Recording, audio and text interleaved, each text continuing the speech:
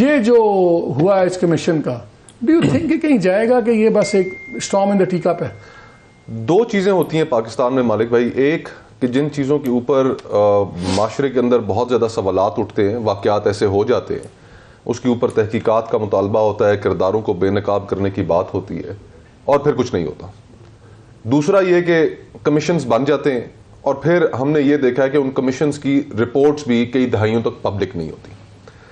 تو اب یہ دو صورتیں ہیں، ایک جو فیض آباد دھرنے کے حوالے سے سپریم کورٹ کی جو ڈائریکشنز تھیں، ان ڈائریکشنز کے اندر بڑا واضح طور پر کہا گیا تھا کہ اس چیز کا تعین کیا جائے کہ یہ کس نے ایک الیکٹڈ گورنمنٹ آرگنائزیشنز ڈپارٹمنٹس اپنا تعین کریں۔ بالکل۔ اور اب لیٹس ہوپ کہ یہ دونوں چیزیں کہ جو پاکستان کی تاریخ میں پہلے کبھی نہیں ہوئی، اور تاریخ کی بنیاد پہ ہم کہہ سکتے ہیں کہ شاید آگے جا کر ہمیں سے کوئی امید نہیں رکھنی چاہیے، لیکن جو ٹائم اس میں دیا گیا ہے 2 مہینے کا، وہ بڑا انٹرسٹنگ ہے۔ وہ اس لیے انٹرسٹنگ ہے کہ قاضی فائز عیسیٰ صاحب چیف جسٹس جنہوں نے یہ آرڈرز پاس کیے ہیں، اپنی پریویس ججمنٹ کی امپلیمنٹیشن کی بھی بات کر رہے ہیں، وہ اس کمیشن کی فائنڈنگز کے اوپر خود یہ معاملہ ٹیک اپ کریں گے جب یہ ٹائم پیریڈ ختم ہوگا۔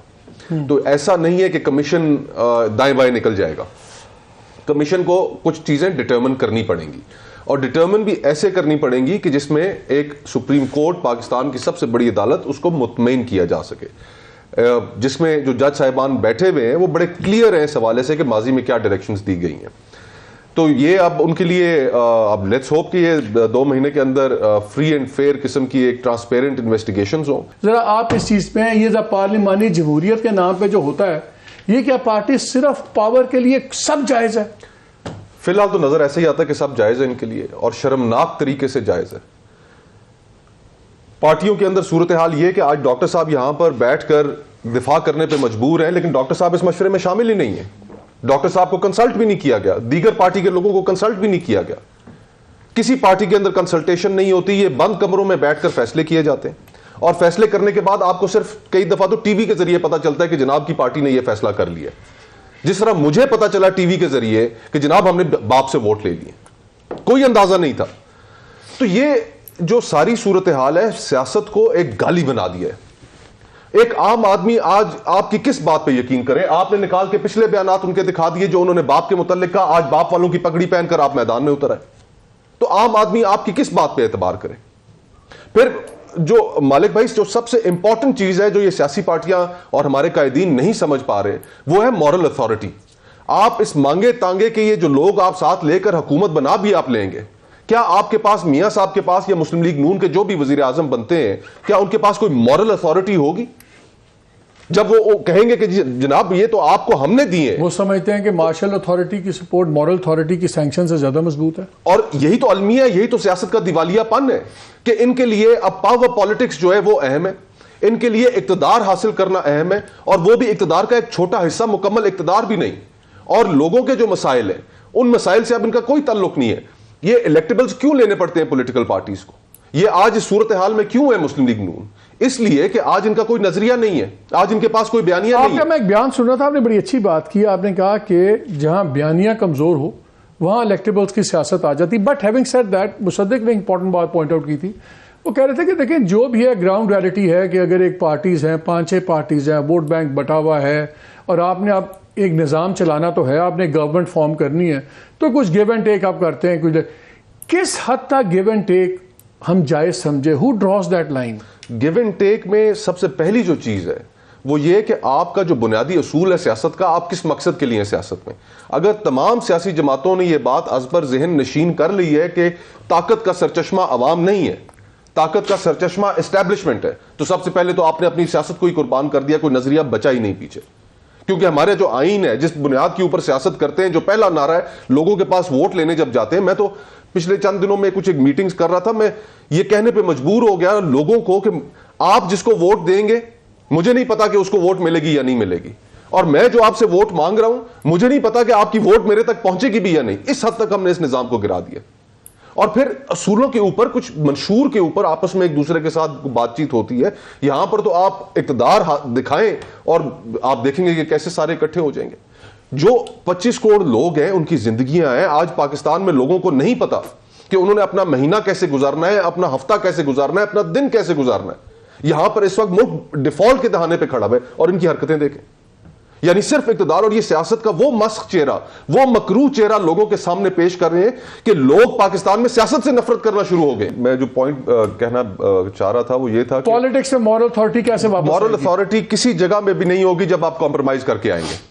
اگر ہمارے ہاں بھی ایکسٹینشن لیتا ہے تو مورل اتھارٹی اس کی ختم ہو جاتی ہے. بالکل صحیح بات. بندیال صاحب کی وہ مورل اتھارٹی نہیں تھی جو آج قاضی فائز صاحب کی ہے. وہ اس لیے کہ وہ ڈویژنز نہیں تھی. اچھا اب یہ جب آپ کمپرومائز کر کے مانگے تانگے کا اقتدار لیں گے, how will you command the country? آپ کے پاس مورل اتھارٹی نہیں ہے. آپ جا کر کہیں گے کہ جناب یہ کام کیجئے, وہ اگلے جواب دیں گے کہ الیکشن بٹھایا تو ہم نے تمہیں یہاں پر. تو مسائل کیسے لوگوں کے حل ہوں گے جب تک میجورٹی نہیں آتی تو الیکشن کروائی جائے؟ اچھا میجورٹی کی بات ہے نا, سچی بات حقیقت تو یہ ہے کہ آپ کے تاش کے پتے لگے ہوئے ہیں. یہ اس بنیاد پہ آپ کہہ رہے ہیں کہ جی کہ الیکشن پہ الیکشن کراتے جائیں, فری اینڈ فیئر الیکشن کرائے, رزلٹ بالکل مختلف ہوگا. ہمیں پتہ ہے پشاور سے لے کے رہنگیا خان تک کیا ٹرین چلنی ہے, اور میں تو فری اینڈ فیئر الیکشن کرا کے تو دیکھیں. کروائیں ہم اس سے, میں تو آپ کے ساتھ ہوں اس میں. 2018 کے لیکن ہر ایک کی مصدق ڈیفینیشن اپنی ہے نا فری اینڈ فیئر کی. دیکھیں نا اب 2018 ایک پوائنٹ سے پہلے ڈاکٹر صاحب اجازت دیں, 2018 کے الیکشنز میں عمران خان صاحب کو دودھ میں پانی ملا کر انہیں وزیر اعظم بنایا گیا. اب اس وقت پانی کے اندر دودھ ملا کے مسلم لیگ نون کو لانا پڑے گا. ہم سب کو حقیقت کا پتہ ہے, ہم ٹی وی پر بیٹھ کے بات نہیں کرتے, دیکھیں مسئلے کر تو رہے ہیں. تو ہمیں تو پتہ ہے کہ آن گراؤنڈ کیا صورتحال ہے, لوگ کیا سوچ رہے ہیں, مہنگائی سے تنگ ہیں, 16 مہینے کی حکومت کے اوپر اس کو کوس رہے ہیں. دونوں اپنا مینوورنگ روم رکھتے ہیں, وہ بھی گنجائش رکھتے ہیں کہ ساتھ بیٹھنے کی, یہ بھی ساتھ ان کو ایک دوسرے میں سارے نقص بھی نظر آتے ہیں. پلے بک کی میرے نزدیک سب سے بڑی اسٹرینتھ یہی ہے کہ انہی چیزوں پہ کھیلا جائے, بیکاز ان کو پتہ ہے کہ at the end of the day power کے لیے ہماری بڑی جماعتیں کمپرومائز کرنے کے لیے تیار ہیں. اگر یہ تیار ہیں کمپرومائز کرنے کے لیے تو پھر پلے بک کیسے چینج ہوگی؟ پلے بک آسمان سے تو نہیں بدلے گی اگر یہ نہیں بدلیں گے تو. اور کمپرومائز کرنے پہ مجبور کیوں ہوتے ہیں یہ؟ پاور ایک تو اقتدار کا لالچ, اور دوسرا کہ ان کے کلوزٹس میں اتنی چیزیں ہیں, اتنے گڑے مردے ہیں, اتنی چیزیں ہیں کہ وہ نکال کے جب دکھاتے ہیں تو اس کے بعد ان کے پاس کوئی گنجائش ہی نہیں رہ جاتی, فوراً گر جاتے ہیں. آپ نے بات کی فیوچر کی, 76 سال تو ہم اس پلے بک سے گزار چکے. ان 76 سالوں میں ہم نے 4 جنریشنز اپنی ضائع کر دی. ہم پہلے اپنے اس کانٹیننٹ کی بر اعظم ایشیا کی ریس سے باہر ہوئے, پھر اب ہم ریجن کی ریس سے بھی باہر ہو گئے. Now the point is where do you want to take this country.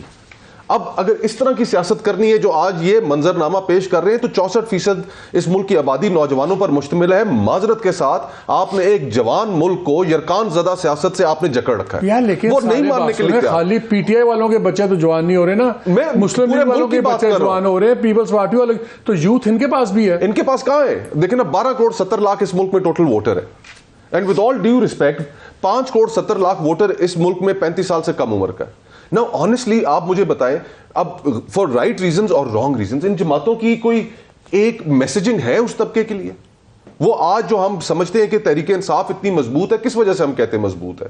کہ اس کے ساتھ یہ سب سے بڑا طبقہ. اگر یہ دونوں جماعتیں, میرا سوال یہ ہے, اگر یہ دونوں جماعتیں طے کریں کہ یار ہم اگلے 5 سال نہ ہم وزیر اعظم بننے پہ لڑتے ہیں نہ وہ لڑتے ہیں, لیٹس چینج دا پلے بک, ہو جائے گی؟